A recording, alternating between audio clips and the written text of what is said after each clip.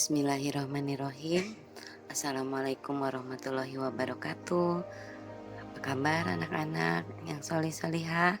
Bertemu lagi dengan Bu Rosi pada tema 2 persatuan dalam perbedaan, muatan pelajaran bahasa Indonesia. Pada tema 1 yang lalu kita sudah pernah membahas tentang membuat peta pikiran dalam bentuk diagram. Kali ini kita akan ke pembahasan baru, kata tanya untuk membuat peta pikiran suatu teks. Informasi penting dari sebuah teks dapat disajikan dalam bentuk peta pikiran. Peta pikiran dapat dibuat menggunakan kata tanya ya anak-anak. Ibu ingatkan kembali beberapa kata tanya dan fungsinya seperti berikut ini. Apa? Untuk menanyakan hal atau peristiwa yang terjadi. Kemudian siapa? Untuk menanyakan seseorang atau pelaku yang terlibat dalam suatu peristiwa. Kemudian kapan? Untuk menanyakan waktu terjadinya suatu peristiwa. Selanjutnya di mana? Untuk menanyakan tempat terjadinya suatu peristiwa. Mengapa? Untuk menanyakan penyebab terjadinya suatu peristiwa. Dan yang terakhir, bagaimana?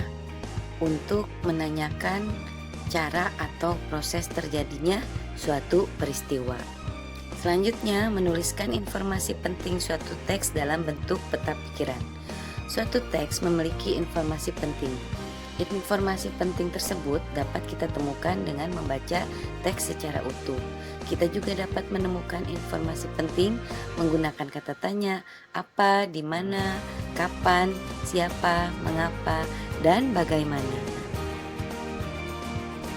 Cara menemukan informasi penting menggunakan kata tanya.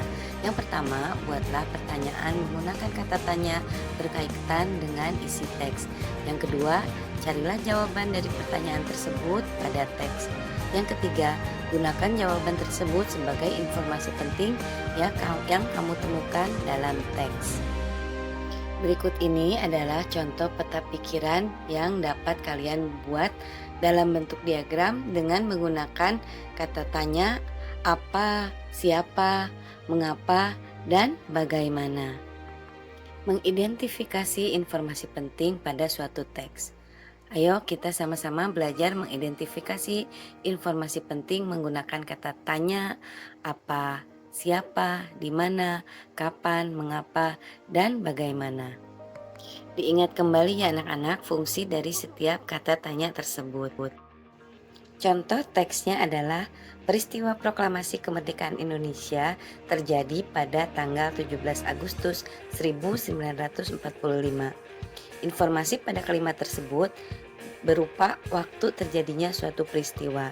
Jadi kata tanya yang tepat adalah kapan. Dari contoh teks tersebut, kita dapat membuat kalimat pertanyaan sebagai berikut. Kapan terjadinya peristiwa proklamasi kemerdekaan Indonesia? Menuliskan informasi penting dalam teks sejarah. Setiap teks memiliki informasi penting. Informasi penting tersebut dapat diketahui dengan mengidentifikasi aspek apa, siapa, di mana, kapan, mengapa, dan bagaimana. Nanti kalian buka buku tema 2 dan kerjakan halaman 26 sampai dengan 27. Selanjutnya kita akan membahas mengenai kalimat efektif. Menuliskan informasi penting suatu teks menggunakan kalimat efektif. Kalimat efektif adalah kalimat yang memiliki susunan sesuai kaidah bahasa Indonesia yang tercantum dalam UEB atau Pedoman Umum Ejaan Bahasa Indonesia. Kalimat efektif memiliki susunan yang berurutan yaitu S. Subjek, P. Predikat, O. Objek, dan K. Keterangan. Subjek adalah orang yang melakukan pekerjaan tertentu dalam kalimat. Subjek tidak hanya terbatas pada orang ya anak-anak, bisa jadi benda, hewan, atau tumbuhan. Kemudian predikat. Predikat adalah tindakan yang dilakukan oleh subjek dalam kalimat. Kemudian objek. Objek adalah sesuatu yang didasarkan pada aktivitas subjek. Yang terakhir adalah keterangan, yaitu penjelasan di mana, kapan, dan bagaimana suatu peristiwa terjadi dalam kalimat. Perhatikan contoh kalimat efektif berikut ini. Insinyur Soekarno dan Dr. Andes Muhammad Hatta memproklamasikan kemerdekaan Indonesia di Jakarta. Insinyur Soekarno dan Dr. Andes Muhammad Hatta sebagai subjek, memproklamasikan sebagai predikat, kemerdekaan Indonesia sebagai objek, dan di Jakarta sebagai keterangan. Sekarang kita sama-sama coba tentukan subjek, predikat, objek, dan keterangan dari contoh kalimat efektif lainnya berikut ini ya anak-anak. TKR atau Tentara Keamanan Rakyat dan rakyat melancarkan serangan ke markas sekutu. Dari contoh kalimat tersebut kita dapat menentukan Tentara Keamanan Rakyat dan rakyat sebagai subjek, melancarkan sebagai predikat, serangan sebagai objek, dan markas sekutu sebagai keterangan. Selanjutnya, melengkapi peta pikiran menggunakan kalimat efektif. Peta pikiran dapat membuat kita lebih mudah mengingat informasi penting dari suatu teks yang telah kita baca. Saat membuat peta pikiran, sebaiknya menggunakan kalimat efektif.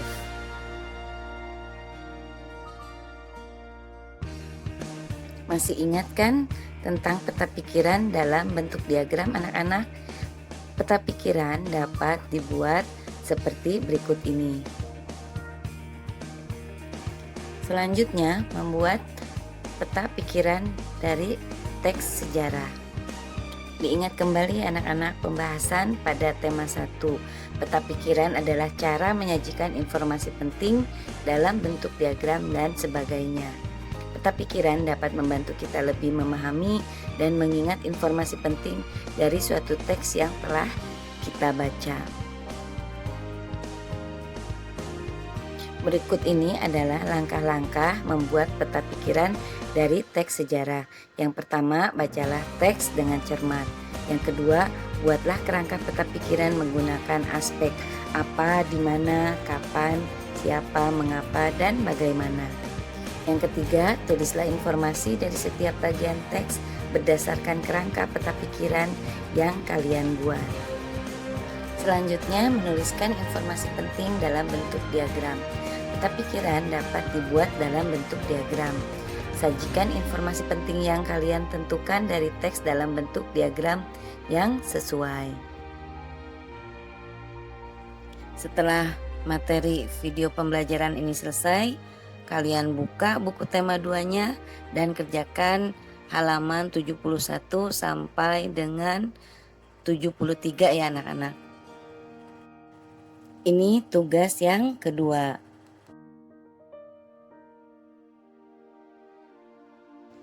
Selanjutnya anak-anak, kita akan membahas tentang kata baku dan kata tidak baku. Informasi yang terdapat dalam suatu teks sebaiknya dituliskan menggunakan kata baku. Kata baku adalah kata yang ditulis dan disusun sesuai dengan PUEB atau Pedoman Umum Ejaan Bahasa Indonesia. Kita perhatikan sama-sama contoh kata baku dan tidak baku berikut ini anak-anak. Kata-kata yang diberi centang hijau adalah kata baku yang sesuai dengan PUEB. Sedangkan yang tidak ada centang hijau itu adalah kata yang tidak baku atau ejaannya salah ya anak-anak, atau tidak sesuai dengan PUEB, Pedoman Umum Ejaan Bahasa Indonesia. Kita perhatikan lagi sama-sama contoh kata-kata baku dan tidak baku lainnya. yang merupakan kata baku adalah teknologi, komoditas, negeri, dan amfibi.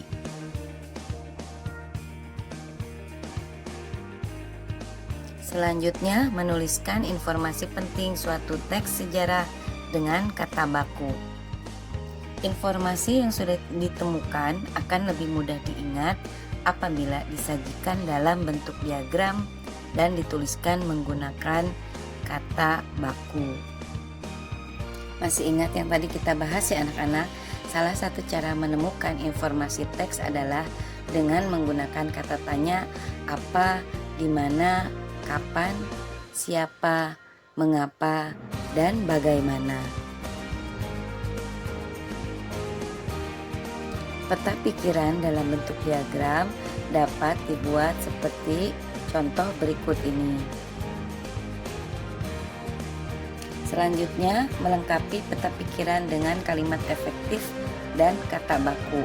Kalimat efektif adalah kalimat yang ditulis dengan menggunakan kaidah bahasa Indonesia, dan dalam menulis kalimat efektifnya kita harus menggunakan kata baku.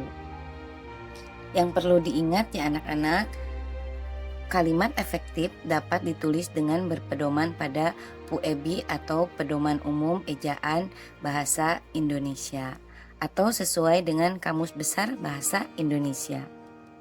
Kata baku dan kata tidak baku dalam teks. Diingat kembali ya tentang kata baku yang tadi, dan kalian dapat menentukan suatu kata baku atau tidak baku dengan menggunakan Kamus Besar Bahasa Indonesia sebagai pedomannya.